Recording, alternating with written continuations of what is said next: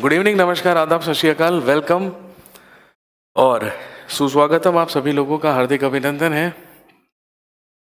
तो I hope कल शायद ये जो कल वाली जो क्लास थी वो सभी लोगों के लिए फ्री एप्लीकेशन में नहीं चली थी, तो कोई दिक्कत नहीं है। वो जो कल वाली क्लास थी वो आपको डेमो में ही अपलोड करवा दी जाएगी। आज की क्लास सभी लोगों के लिए फ्री है और ये हिस्ट्री स्पेशल बैच है, आप अच्छी तरीके से जानते हैं, जिसमें हमने शुरुआत की है एंशिएंट इंडिया या प्राचीन भारत से। 11 तारीख से ये बैच शुरू हुआ है और हम सब जानते हैं कि 11 तारीख और 12 तारीख मतलब जो कल थी, इसमें अभी तक 2 क्लासेस हुई हैं एंशिएंट इंडिया की, प्राचीन भारत की, और इसमें हमने डिस्कस किया था about the sources to know about history. इतिहास को जानने के जो स्रोत होते हैं, जो सोर्सेज होते हैं, उनके बारे में हमने बात की थी 2 क्लासेस में। और हम सब जानते हैं कि हम पढ़ रहे हैं हिस्ट्री, इतिहास, और हम सब ये भी जानते हैं कि history is that text which tells us about the events which had been happened in our past. हम सब जानते हैं इतिहास एक ऐसा ग्रंथ है जो हमें अतीत में घटित हुई उन घटनाओं के बारे में जानकारी देता है जो निश्चित तौर पर घटित हुई हैं, जो डेफिनेटली हुई हैं, और जिनके होने के हमारे पास क्या है, प्रमाण हैं।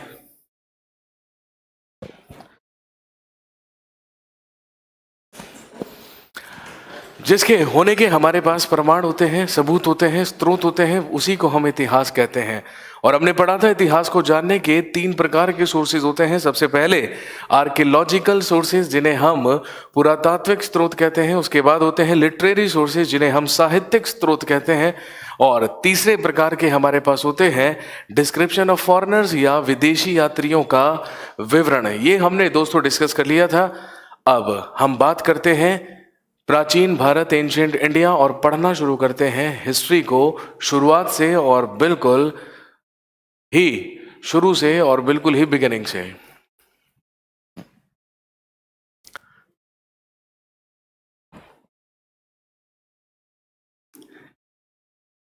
जी, जिसका जो भी सवाल है, जिसका जो भी डाउट है, जिसका जो भी पर्सनल सवाल है, वो प्लीज तब कीजिएगा जब ये जो क्लास है वो एप्लीकेशन पर सबके लिए फ्री चलना बंद हो जाएगा।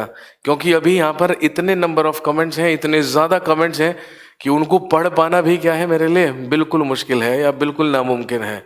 इसीलिए आपका जो डाउट है वो आप तब पूछिएगा जब आप बैच में एनरोल हो जाएंगे, और उसके बाद ये केवल उन्हीं लोगों के लिए क्लास शोन रहेगी या उन्हीं के लिए एक्सेसिबल रहेगी जिन्होंने बैच परचेज करा है। अभी तो मैं बिल्कुल कुछ भी यहाँ पर नहीं पढ़ पा रहा हूँ, तो आपको है ना कमेंट करने का इस टाइम कोई फायदा नहीं है, और ना ही मेरे पास अभी समय है आपके सारे के सारे कमेंट्स लेने का। तो please try to understand that. और हिस्ट्री स्पेशल बैच शुरू हो चुका है, आप सब जानते हैं, परसों से हमने इसकी शुरुआत की थी, और आने वाली 15 तारीख से या 15 नवंबर या परसों से हम स्टार्ट कर रहे हैं बिहार जीके स्पेशल बैच, जो मैं ही पढ़ाऊंगा, मैं ही लूंगा। तो अगर आप बिहार का कोई एग्जाम देने वाले हैं, चाहे आप बीपीएससी की तैयारी कर रहे हो, चाहे आप बिहार दरोगा की तैयारी कर रहे हो, तो ध्यान रखिएगा परसों से बिहार जीके का बैच शुरू हो जाएगा, जिसकी पेमेंट कल शाम से शुरू होगी। और कल उसमें सबसे पहली जो लाइव डेमो क्लास होगी वो मैं लेने के लिए आऊँगा।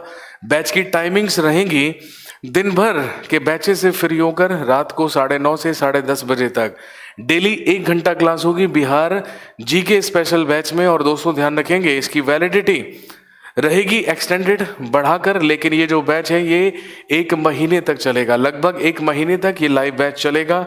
उसके बाद आपको वैलिडिटी एक्सटेंड करके दे दी जाएगी। तो आप अगर बिहार सरकार या बिहार गवर्नमेंट की कोई भी तैयारी कर रहे हैं या कोई भी आप एग्जाम देने वाले हैं, तो उसके लिए आप बिहार जी के स्पेशल बैच को परचेज कर सकते हैं, जिसके लिए मैं कल लाइव आकर एक बार दिन में आपको सारी की सारी उस बैच की डिटेल्स, सिलेबस, और उसमें हम क्या क्या चीज़ें कवर करेंगे वो सारी की सारी चीज़ें डिस्कस कर लेंगे, और परसों से वो बैच शुरू हो जाएगा।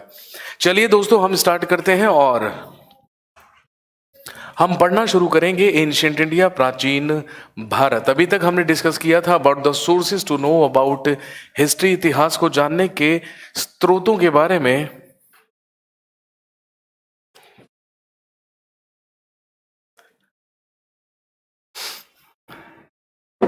अब हम बात करेंगे,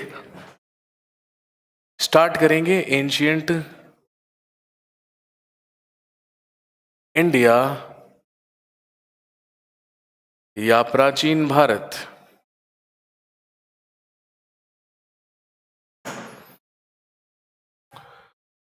और दोस्तों हम सब जानते हैं जिस तरीके से हमने भारत के इतिहास को, इंडियन हिस्ट्री को 3 मेजर पार्ट्स में डिवाइड करा था, एंशिएंट इंडिया, मेडिवल इंडिया और मॉडर्न इंडिया, बिल्कुल उसी तरीके से हमने अकेले एंशिएंट इंडिया, अकेले प्राचीन भारत को भी 3 मेजर पार्ट्स में डिवाइड किया है या 3 भागों में विभाजित किया है। और दोस्तों ध्यान रखेंगे, इसमें सबसे पहला पार्ट कहलाता है प्री हिस्टोरिक पीरियड। सबसे पहला कहलाता है प्री हिस्टोरिक पीरियड, जिसे आप हिंदी में कह सकते हैं प्रागैतिहासिक काल। Second major part is known as proto historic period,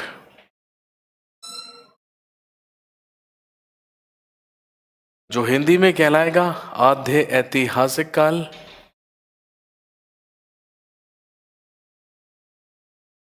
और उसके बाद तीसरा पार्ट कहलाता है हिस्टोरिक पीरियड या ऐतिहासिक काल। हिस्टोरिक पीरियड या ऐतिहासिक काल।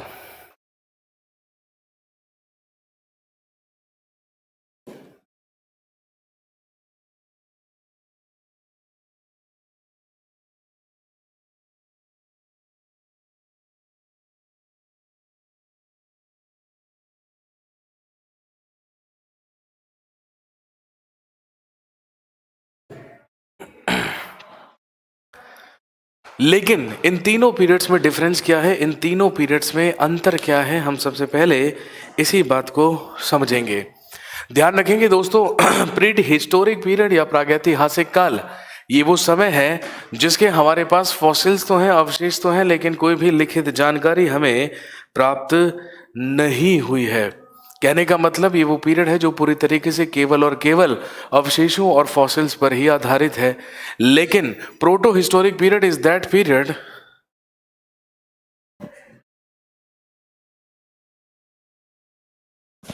लेकिन हम सब जानते हैं प्रोटो हिस्टोरिक पीरियड या आद्य ऐतिहासिक काल ये वो समय है जिसके हमारे पास फॉसिल्स तो हैं, अवशेष तो हैं, और साथ में रिटन सोर्सेज भी हैं, साथ में लिखित साक्ष्य भी हैं। लेकिन जितने भी रिटन सोर्सेज, लिखित साक्ष्य हमें मिले हैं, हम उन्हें आज तक भी पढ़ नहीं पाए हैं। They are still unidentified. कहने का मतलब मनुष्य के अंदर सभ्यता तो आई, मनुष्य ने पढ़ना लिखना तो शुरू किया, लेकिन उसने क्या अपनी लिपियों में लिखा था, क्या अपनी स्क्रिप्ट्स में कन्वे करने की कोशिश की थी, ये हम आज तक भी समझ नहीं पाए, क्योंकि वो स्क्रिप्ट्स अभी तक भी अनआइडेंटिफाइड है।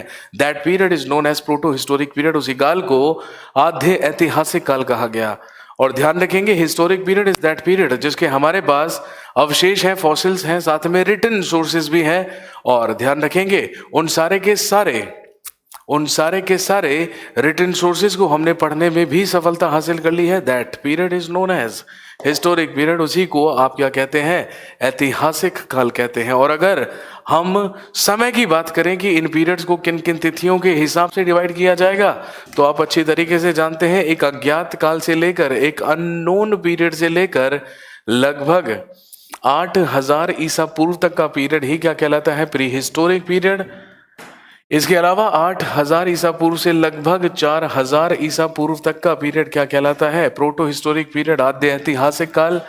और लगभग 4000 बीसी से लेकर 2500 बीसी तक का पीरियड क्या कहलाएगा, हिस्टोरिक पीरियड या ऐतिहासिक काल कहलाएगा।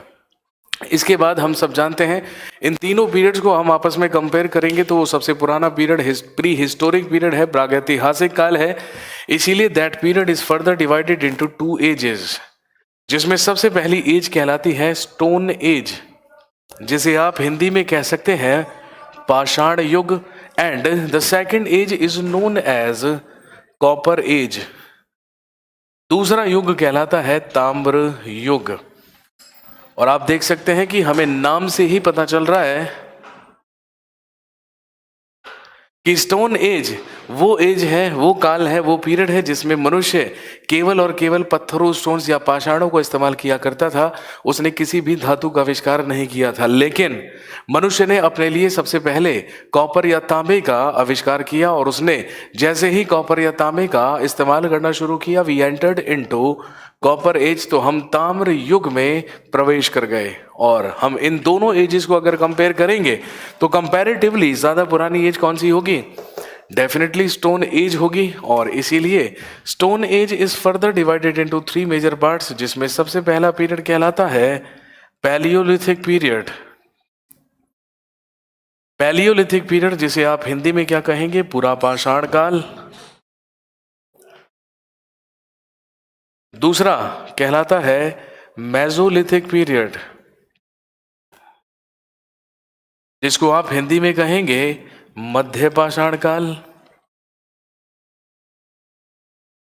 और तीसरा कहलाता है नियोलिथिक पीरियड, जिसे आप हिंदी में क्या कहेंगे? नव पाषाण काल। जिसे आप कहेंगे नव पाषाण काल। तो दोस्तों ध्यान रखेंगे, पैलियोलिथिक पीरियड, पूरा पाषाण काल, ये वो समय है जिसमें मनुष्य ने आग का आविष्कार किया था, लेकिन उसे आग का इस्तेमाल करना अभी तक नहीं आया था। इसके अलावा मेसोलिथिक पीरियड वो पीरियड है जिसमें मनुष्य ने पशुपालन की शुरुआत की थी, स्टार्टेड डोमेस्टिकेशन। और ध्यान रखेंगे, नियोलिथिक पीरियड या नवपाषाण काल, ये वो पीरियड है जिसमें मैन स्टार्टेड एग्रीकल्चर, जिसमें मनुष्य ने कृषि की शुरुआत की थी। और इनको इसी कैटेगरीज में या इन्हीं भागों में विभाजित किया गया है।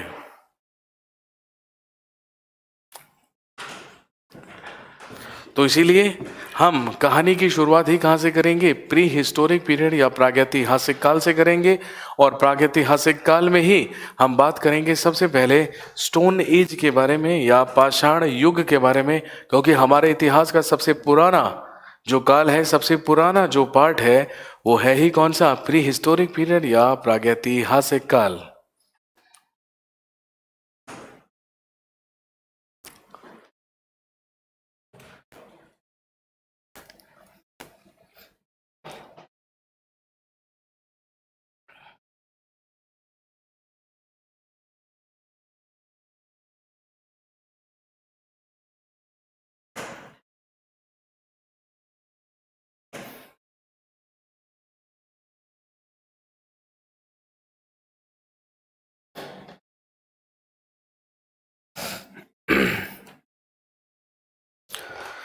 तो दोस्तों हम पढ़ना शुरू करेंगे आज सबसे पहले प्री हिस्टोरिक पीरियड से या प्रागैतिहासिक काल से। और ध्यान रखेंगे, आज हम पढ़ना शुरू करते हैं प्री हिस्टोरिक पीरियड से या प्रागैतिहासिक काल।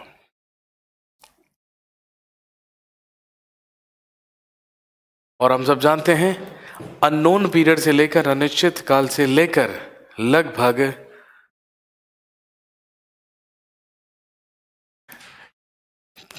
अननोन पीरियड से लेकर लगभग 8000 बीसी तक, 8000 ईसा पूर्व तक का ही पीरियड क्या कहलाता है? प्री हिस्टोरिक पीरियड या प्रागैतिहासिक काल कहलाता है।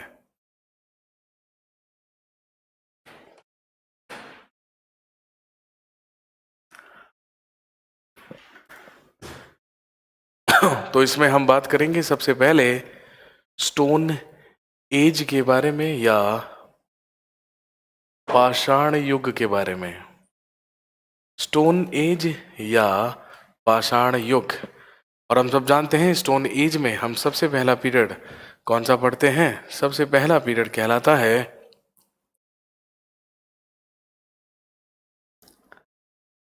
Palaeolithic period.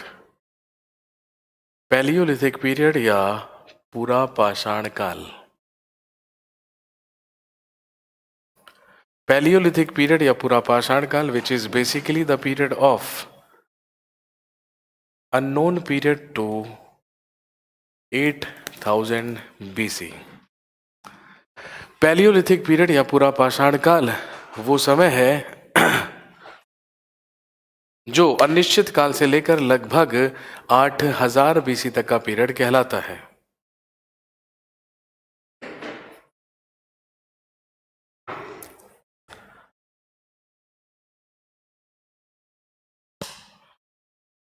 और ध्यान रखेंगे द पैलियोलिथिक पीरियड या पूरा पाषाण काल ये बेसिकली आधारित है, ध्यान रखेंगे, इन पैलियोलिथिक पीरियड या पूरा पाषाण काल में ही मैन इन्वेंटेड फायर, मनुष्य ने आग का आविष्कार किया। पैलियोलिथिक पीरियड या पुरापाषाण काल में ही मनुष्य ने आग का आविष्कार किया और मैन इन्वेंटेड फायर। और दोस्तों ध्यान रखेंगे, मनुष्य ने केवल आग का आविष्कार किया था, लेकिन आग का इस्तेमाल करना इस पीरियड में मनुष्य ने नहीं सीखा था।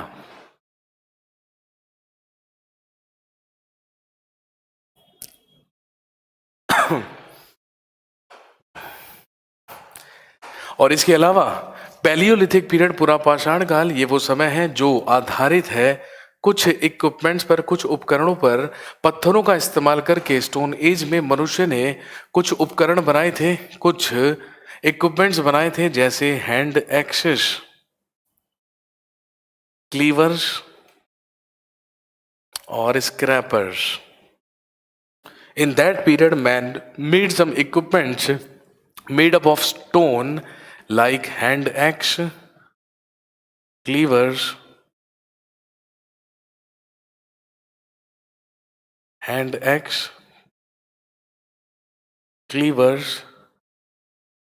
and scrapers।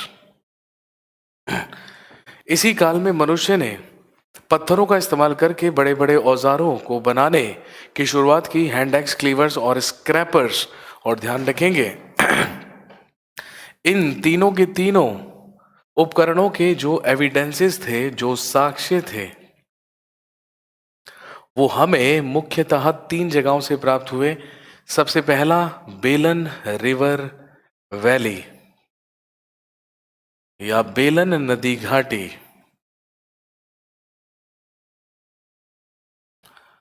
दूसरा सोहन रिवर वैली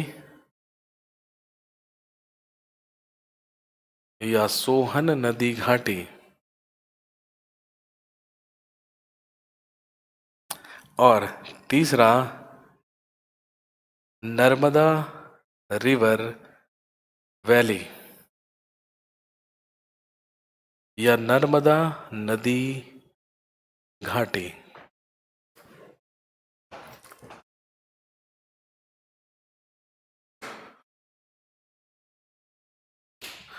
हैंडेक्स, क्लीवर्स और स्क्रैपर्स के मेनली जो अवशेष एविडेंसेस हमें मिले वो सोहन नदी, बेलन नदी और नर्मदा नदी घाटी के आसपास मिले। और ध्यान रखेंगे, इसी पीरियड में हमें कुछ केव पेंटिंग्स या गुफा चित्रकारी प्राप्त हुई है। और ये जो केव पेंटिंग्स है, ये जो गुफा चित्रकारी है, ये हमें प्राप्त हुई है मध्य प्रदेश के भोपाल के निकट भीमबेटका नामक स्थान से।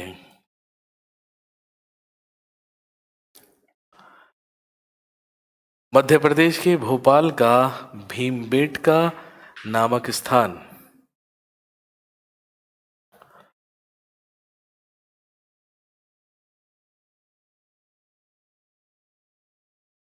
मध्य प्रदेश के भोपाल का भीमबेटका नामक स्थान से ही हमें कुछ केव पेंटिंग्स या गुफा चित्रकारी प्राप्त हुई हैं, जो भी कब की बताई गई हैं, पैलियोलिथिक पीरियड या पूरा पाषाण काल के।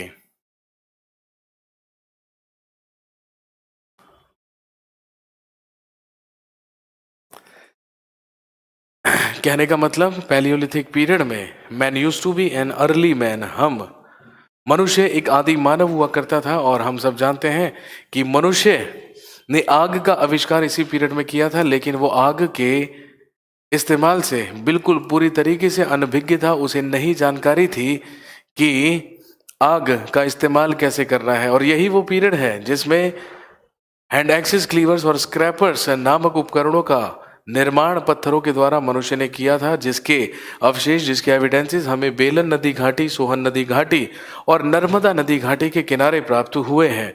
और ध्यान रखेंगे, इसी पीरियड की हमें कुछ केव पेंटिंग्स या गुफा चित्रकारी प्राप्त हुई हैं, जो मध्य प्रदेश के भोपाल के भीमबेटका नामक स्थान से प्राप्त होती हैं।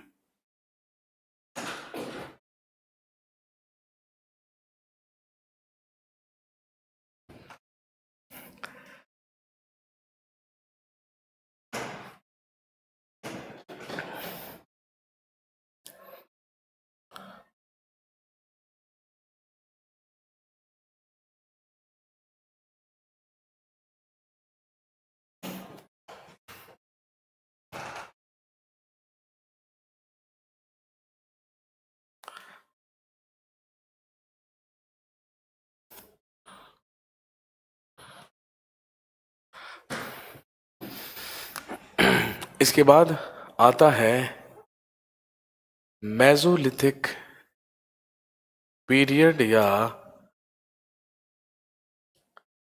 मध्य पाषाण काल। मेसोलिथिक पीरियड या मध्य पाषाण काल।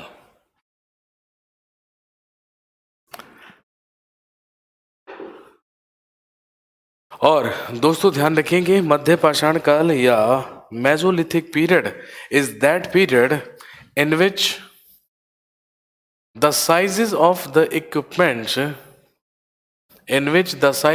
Equipments became shorter. जिसमें मध्य पाषाण काल वो काल है, वो समय है जिसमें औजारों का आकार छोटा हुआ। और ध्यान रखेंगे, जिन्हें क्या कहा जाता था? माइक्रोलिथ्स, जिन्हें माइक्रोलिथ कहा जाता था। हम बात कर रहे हैं मेसोलिथिक पीरियड की, जो लगभग 8000 बीसी से लेकर 4000 बीसी तक का पार्ट है या पीरियड है। इस पीरियड में, इस काल में औजारों का जो आकार था वो कंपैरेटिवली पैलियोलिथिक पीरियड से छोटा हुआ, और इन्हीं छोटे आकारों के औजारों को क्या कहा गया? माइक्रोलिथ कहा गया। और दोस्तों इसके अलावा ध्यान रखेंगे,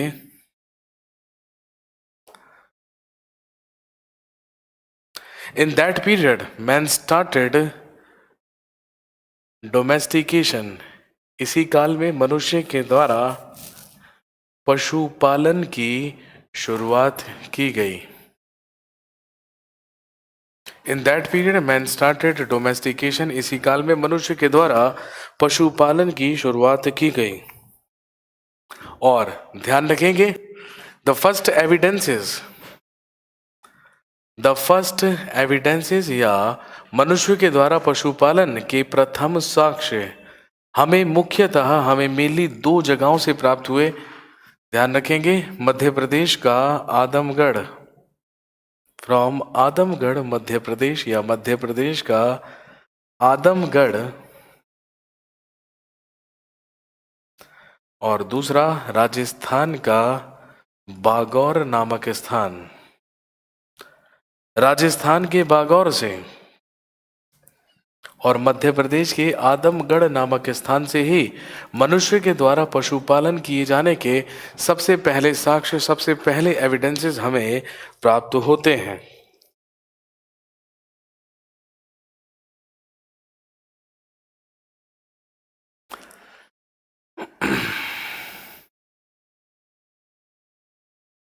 और इसके अलावा ध्यान रखेंगे, मेसोलिथिक पीरियड या मध्य पाषाण काल ही वो पीरियड है इन विच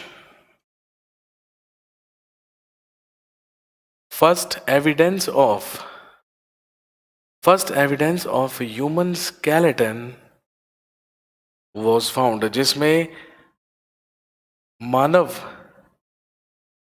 कंकाल के प्रथम साक्ष्य प्राप्त हुए हैं।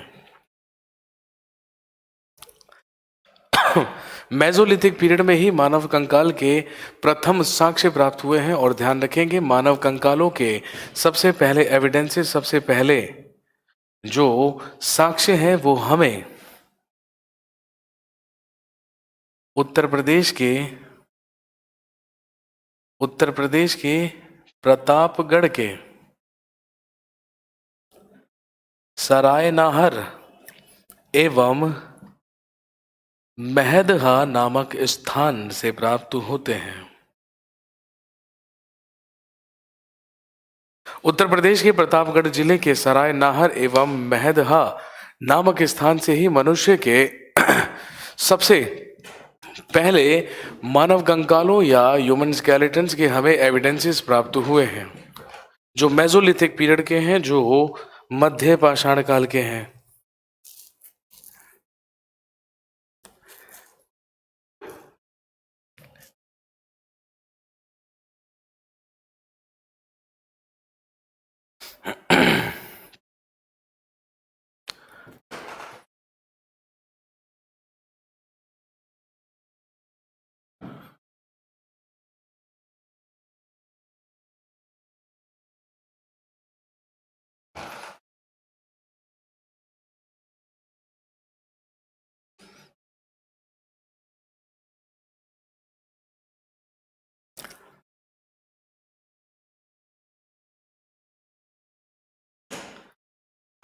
और ध्यान रखेंगे इसके बाद अगला होता है नियोलिथिक पीरियड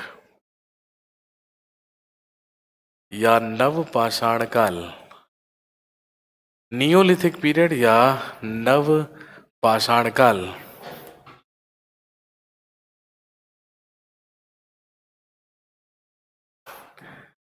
जो लगभग 4000 बीसी से लेकर 2500 बीसी तक का पीरियड है।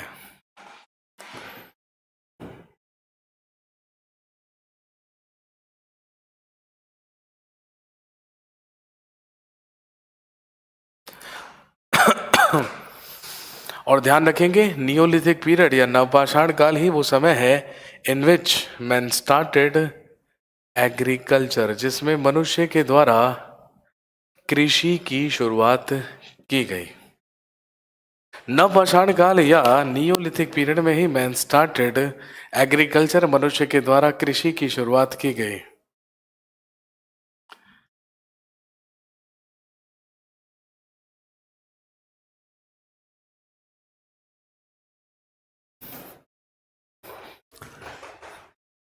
जी अगर नोट नहीं कर पा रहे हैं तो अपनी स्पीड बढ़ा लीजिए या फिर क्लास खत्म होने के बाद वीडियो को दोबारा से चला के देखिएगा। आपके स्पीड के चक्कर में है ना, तो मैं कैसे इंतजार कर सकता हूँ भाई। ये तो ऑनलाइन क्लास चल रही है और इसके बाद आपके पास ये वीडियो भी चला जाएगा। तो जब ये वीडियो आपके पास चला जाएगा तो जैसे मर्जी नोट कीजिए, फिर क्या दिक्कत है। अपने आराम आराम से और सजा सजा कर नोट करने के चक्कर में है ना, मुझे क्यों स्लो कर रहे हैं भाई आप लोग।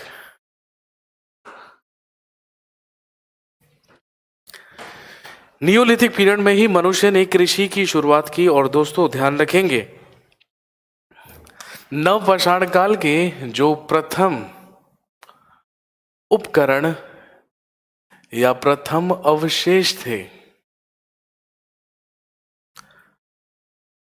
नवपाषाण काल के प्रथम उपकरण या प्रथम अवशेष हमें उत्तर प्रदेश के टोंस नदी के किनारे प्राप्त हुए थे। नवपाषाण काल के सबसे पहले अवशेष, सबसे पहले एविडेंसेस हमें उत्तर प्रदेश के टोंस नदी घाटी के ही किनारे प्राप्त हुए थे। और ध्यान रखेंगे इनको खोजने वाला सबसे पहला व्यक्ति 1860 में लेन में सूरियर था। और ध्यान रखेंगे लेन में सूरियर was an archaeologist, he was an archaeologist, ये एक पुरातत्वविद था। और इसी के द्वारा सबसे पहले उपकरण उत्तर प्रदेश के टोस नदी घाटी के किनारे खोजे गए थे। और ध्यान रखेंगे यही वो काल है जिसमें मनुष्य के द्वारा सा कृषि की शुरुआत की गई थी। और ध्यान रखेंगे नव पाषाण काल की जो प्राचीनतम बस्ती मानी जाती है वो क्या मानी जाती है? पाकिस्तान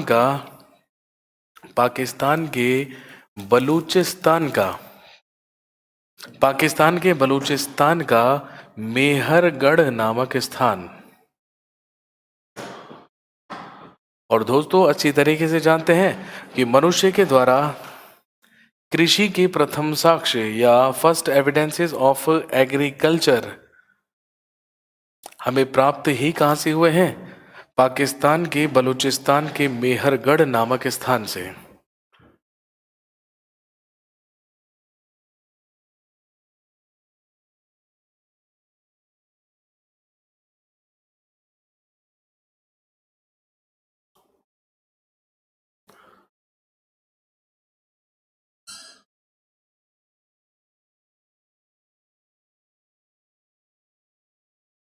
तो ध्यान रखेंगे पाकिस्तान के बलूचिस्तान के ही मेहरगढ़ नामक स्थान से मनुष्य के द्वारा कृषि किए जाने के या एग्रीकल्चर किए जाने के सबसे पहले एविडेंसेस हमें मिले थे। और हम सब जानते हैं मनुष्य ने सबसे पहले कृषि ही किसकी शुरू की थी? जौ, गेहूं और कपास की।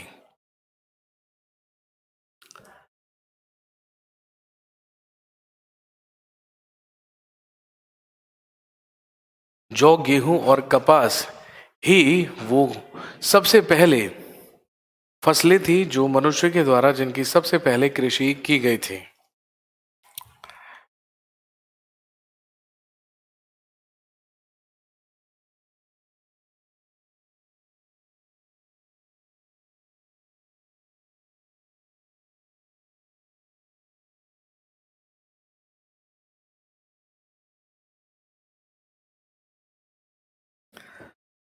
और इसके अलावा ध्यान रखेंगे नियोलिथिक पीरियड में ही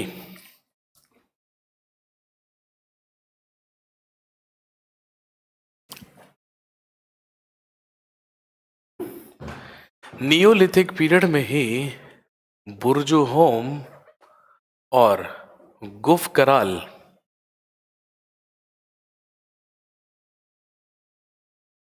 नियोलिथिक पीरियड में ही बुर्जुहोम और गुफकराल नामक स्थान से जो बेसिकली कहाँ का भाग था? कश्मीर प्रांत का भाग।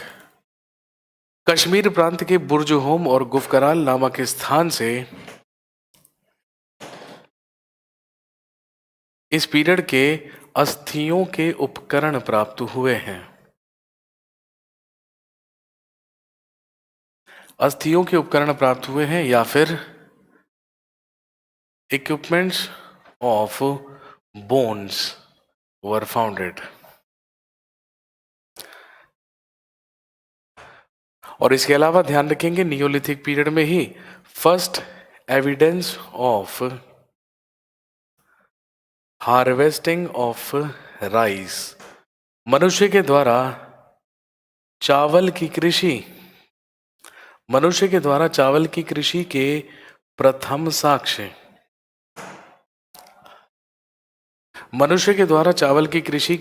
साक्ष्य और the first evidence of harvesting of rice ये हमें प्राप्त होते हैं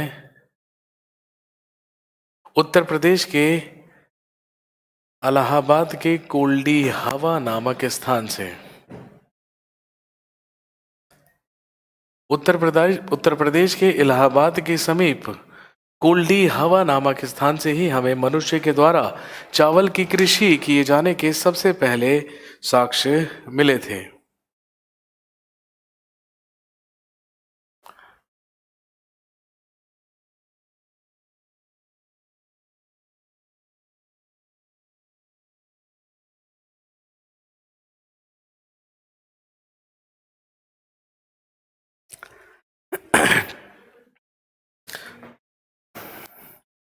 जी बिहार जीके का जो बैच है ना, वो बनाया ही जा रहा है बिहार दरोगा के एग्जाम के लिए। तो डेफिनेटली वो बिहार दरोगा के एग्जाम से पहले समाप्त कर दिया जाएगा। लगभग लगेगा और 1 महीने में बिहार जीके का जो बैच है वो समाप्त कर देंगे।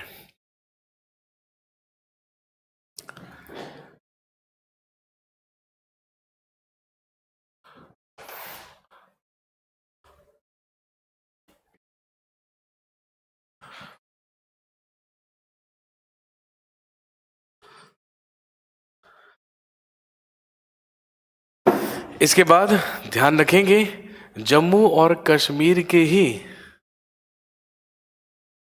बुर्ज-होम नामक स्थान से, जम्मू और कश्मीर के बुर्ज-होम नामक स्थान से ही हमें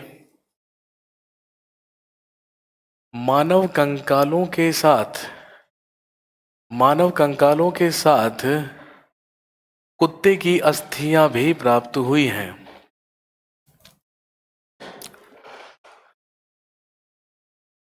कहने का मतलब human skeletons along with bones of dogs।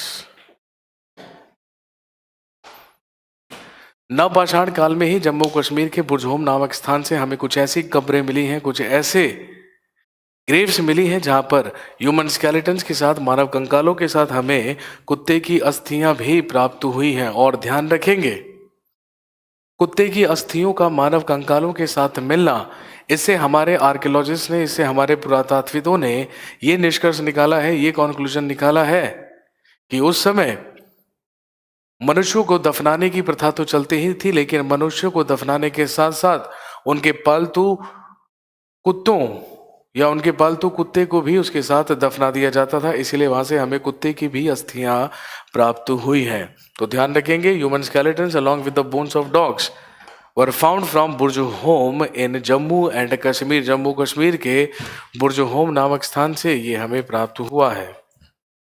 ये भी नवपाषाण काल या न्यूलिथिक पीरियड का माना जाता है।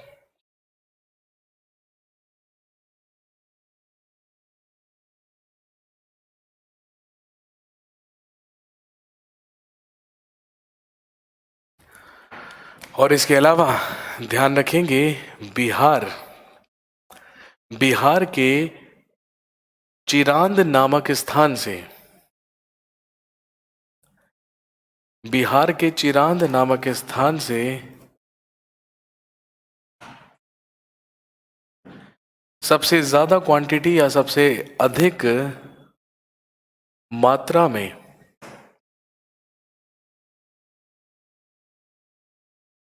अस्थियों के उपकरण प्राप्त हुए हैं।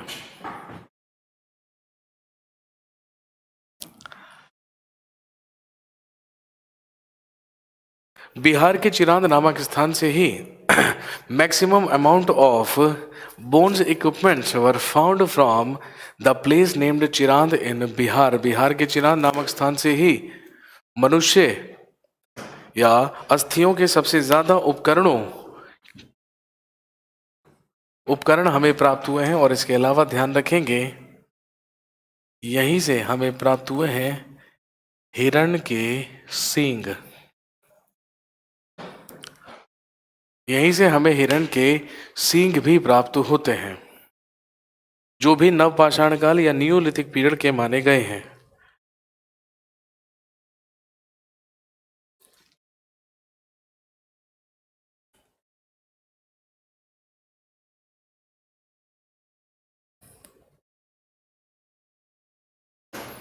और ध्यान रखेंगे अगर आप से पूछा जाए कि साउथ इंडिया या दक्षिण भारत में नियोलिथिक पीरियड या नवपाषाण काल के एविडेंसेस हमें किस स्थान से प्राप्त हुए थे, तो ध्यान रखेंगे दक्षिण भारत में बेलोरी नामक स्थान, दक्षिण भारत के बेलोरी नामक स्थान जो कहां पर है, कर्नाटका में है। तो साउथ इंडिया के बेलोरी नामक स्थान से ही या कर्नाटक के बेलोरी नामक स्थान से ही हमें नवपाषाण काल के सबसे प्राचीनतम या सबसे पुराने साक्ष्य प्राप्त हुए हैं।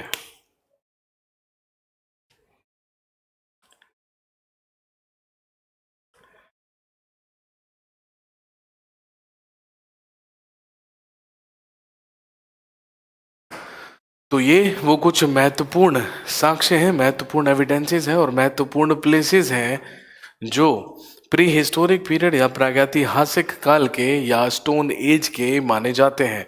हालांकि ध्यान रखिएगा, चाहे आप किसी भी लेवल या किसी भी फॉर्मेट का एग्जाम दें, एग्जाम में क्वेश्चन इस टॉपिक से आने के जो चांसेस हैं वो बिल्कुल ना के बराबर हैं। Rarest of the rare case में ही आपसे इस टॉपिक से सवाल पूछा जा सकता है।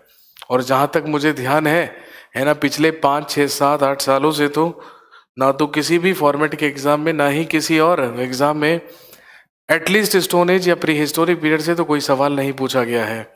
इसीलिए सिंपल सी बात है, जो चीज़ें नहीं पूछी जाती हैं, जो चीज़ें आउटडेटेड हो चुकी हैं एग्जाम पॉइंट ऑफ व्यू से, उन पर आप ज़्यादा अपना समय ज़ाया ना करें, ज़्यादा समय अपना व्यतीत ना करें। और इसके बाद हम बात करेंगे प्रोटो हिस्टोरिक पीरियड या आद्य ऐतिहासिक काल के बारे में।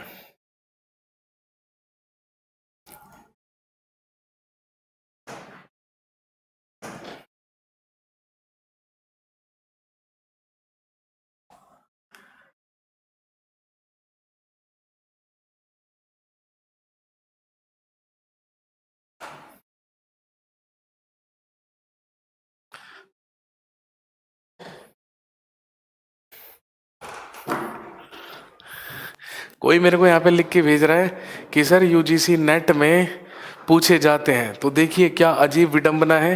अगर आप यूजीसी नेट की तैयारी कर रहे होंगे तो इसका मतलब आप एटलीस्ट हिस्ट्री से पोस्ट ग्रेजुएट होंगे। और अगर आप हिस्ट्री से पोस्ट ग्रेजुएट हैं तो सिंपल सी बात है, ठीक है, कि इतना तो कॉमन चीज़ आपको पहले से ही पता होगी जब आपने पोस्ट ग्रेजुएशन कर लिया।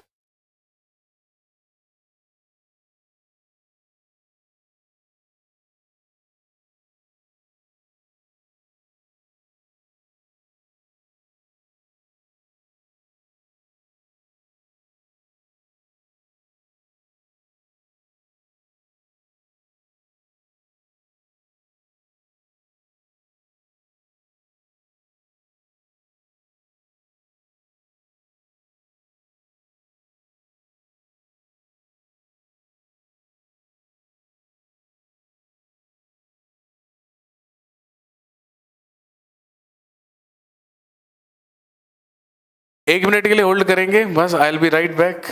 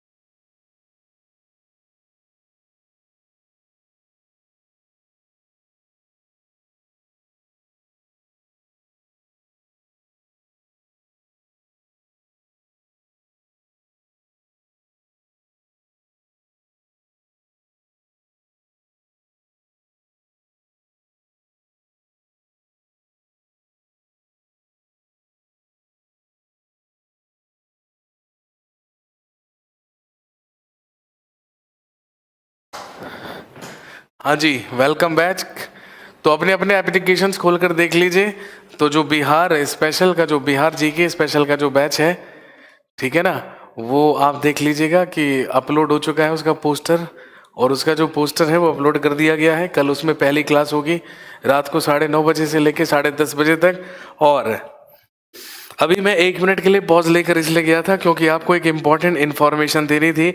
आप हमारे प्रिय इंग्लिश के महारथी और इंग्लिश के करियर विल के आप विलियम शेक्सपियर को अच्छी तरीके से जानते हैं, जो हमारे गोपाल वर्मा सर हैं, प्रिय गोपाल वर्मा सर।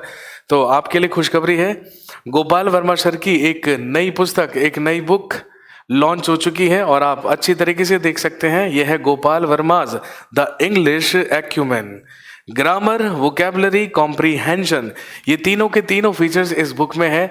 और मैं यहाँ पर आपके सामने आया हूँ इस किताब का प्रचार करने के लिए। और मैं चाहता हूँ कि आप सारे के सारे लोग भारी संख्या में इस किताब को खरीदें और इसका लुत्फ उठाएं, क्योंकि इसके जैसा बाजार में और कोई दूसरा नहीं। ये बेहतरीन किताब है, ठीक है। मैं अंदर का कंटेंट देख चुका हूँ, क्योंकि काफ़ी समय से गोपाल वर्मा सर इस पर काम कर रहे थे।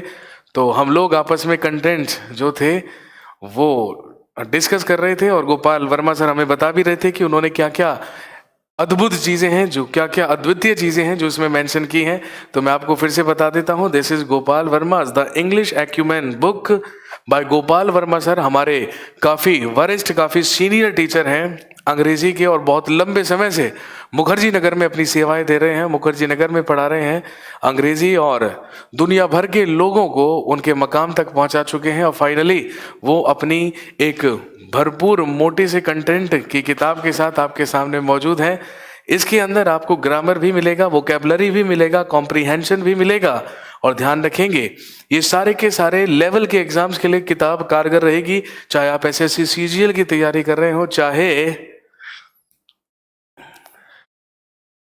अंकित कह रहे हैं कि मुझे कल फ्री में मिलेगा गोपाल सर से। बहुत बढ़िया बात है भाई, आप है ना जरूर होनहार छात्र होंगे, इसीलिए ऐसा हो रहा होगा।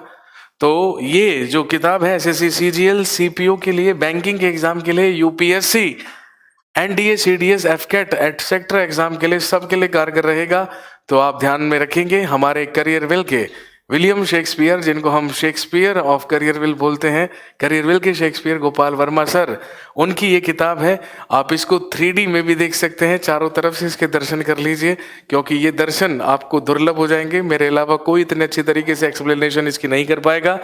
और इसकी आपकी बुक कब आएगी? अरे भैया हम तुच्छ प्राणी हैं, हमें किताब की क्या जरूरत है ना। हम दिल में आते हैं, किताब में नहीं आते हैं, समझ रहे हो बात? हम दिल में आते हैं, किताबों में नहीं। हम ख्वाब में आते हैं, हकीकत में नहीं। और हम जहन में आते हैं लेकिन समझ में नहीं। इस बात को ध्यान रखिएगा। इसकी कीमत, ओ इम्पोर्टेंट, वेरी इंपॉर्टेंट सवाल। और ये जी, इस पर जो मार्क्ड प्राइस है, जो इस पर प्रिंट रेट है, वो 380 रुपये का है। और शुक्रिया भाई, बहुत बहुत धन्यवाद आपका। लव यू टू सभी लोगों को, मेरा भी बहुत ज़्यादा प्यार। लेकिन यहाँ पर अभी मेरी बात नहीं करेंगे, है ना। यहाँ पर अभी हम गोपाल वर्मा सर की बात करेंगे। ये उनकी किताब है, बेहतरीन किताब है।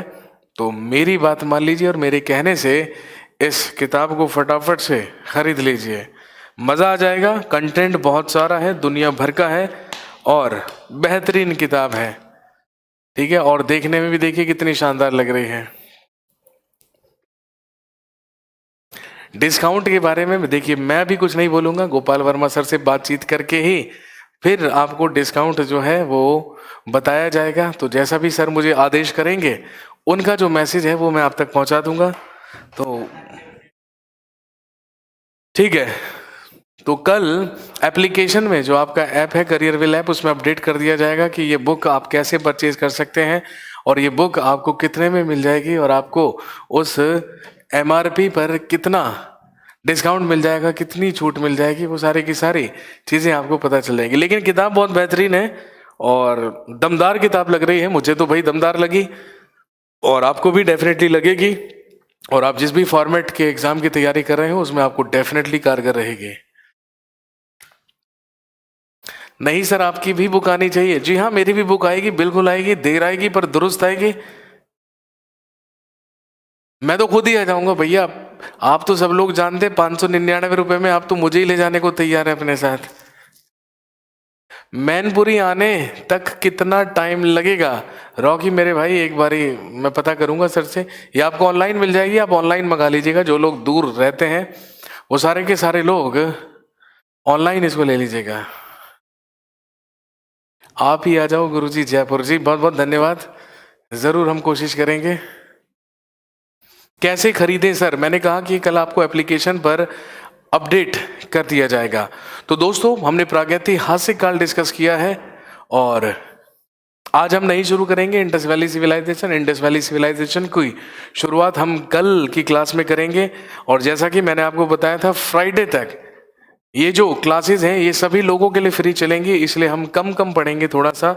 और फ्राइडे तक हम इंडस वैली सिविलाइजेशन और अगला जो टॉपिक रहेगा वैदिक सिविलाइजेशन उसको कंप्लीट करेंगे। और उसके बाद से फ्राइडे के बाद से जब अगले वीक मंडे को मुलाकात होगी, तब से ये जो बैच है वो पूरी तरीके से पेड बैच होगा। जिन्होंने एनरोल किया होगा, जिन्होंने खरीदा होगा, जी आप टेंशन ना लीजिए, मेरी बुक का इंतजार ना कीजिए। मैं तो खुद आपके पास हूँ, आपके मोबाइल फोन में हूँ। जैसे ही क्लिक करते हो मैं तुरंत आकर यहाँ पर बोलना शुरू कर देता हूँ, है ना। और सिर्फ ऐतिहासिक तथ्य नहीं, आपको शानदार उर्दू भी सुनने के लिए मिलती रहती है बीच बीच में। सीजीएल निकलेगा? सौरभ पूछ रहा है सीजीएल निकलेगा? भाई क्वालिफाई करके या हाथ से?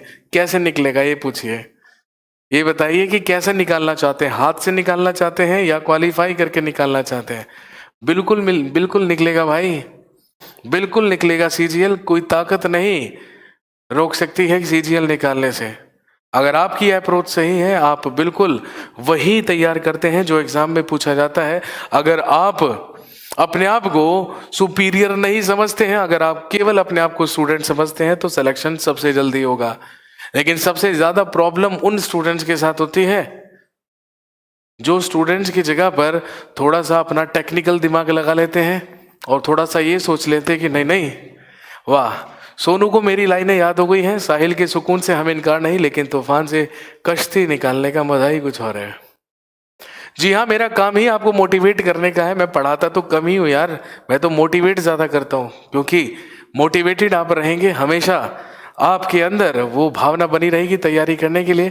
कंटेंट कम मत कीजिए, कहीं से भी कंटेंट कम नहीं हो रहा मेरे भाई, है ना। जो लोग पहले से हिस्ट्री स्पेशल में पढ़ रहे हैं, आप उनसे पूछ लीजिएगा कि कंटेंट कहीं से भी कम नहीं हो रहा। और वैसे भी है ना, मुझे कंटेंट ज़्यादा या कम नहीं करना है, हमें तो सिर्फ और सिर्फ वो पढ़ना है जो एग्जाम के लिए इंपॉर्टेंट होता है, जो एग्जाम में पूछा जाता है। तो चलिए दोस्तों, इसी के साथ मैं आपसे इजाजत लेता हूं। कल हम फिर से मुलाकात करेंगे। कल नया टॉपिक शुरू करेंगे, इंडस वैली सिविलाइजेशन, सिंधु घाटी की सभ्यता, जो भारत की सबसे पुरानी सभ्यता है, जिसके बारे में 1921 में जाकर हमें पता चला था। तो इसके बारे में कल हम डिस्कशन करेंगे। तब तक के लिए शुभ रात्रि, शब खैर, do take care of yourself.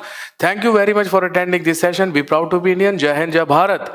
शुक्रिया, बहुत बहुत खुश रहिए, आबाद रहिए, हिंदुस्तान रहिए, इस्लामाबाद रहिए, जहां मर्जी रहिए, खुश रहे और ऐसे ही मुस्कुराते चहचहाते रहें। चलिए, लव यू ऑल। सारे के सारे लोगों को ढेर सारा प्यार, और जल्दी से गोपाल वर्मा सर की जो बुक के डिटेल्स हैं वो आप तक पहुंचा दिए जाएंगे। Thank you very much.